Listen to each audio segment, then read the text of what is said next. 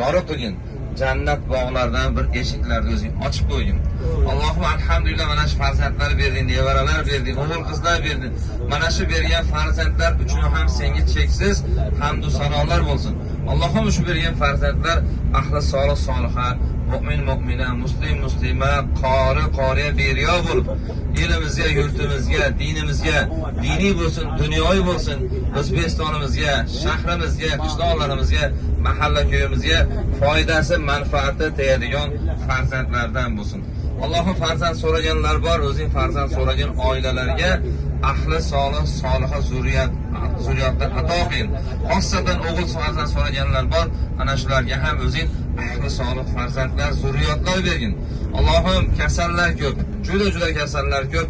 Banisalarda, uylarda yotgan barcha mu'min musulmonlarda dardlariga o'zi shifo komil bering.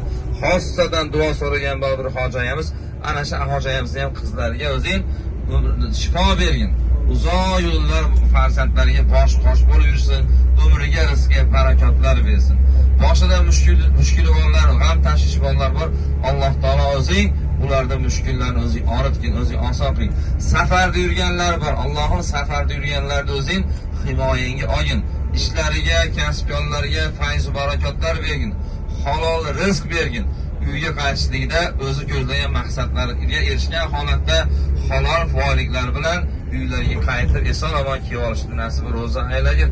Allohim bizlarni oldingi va keyingi gunohlarimizni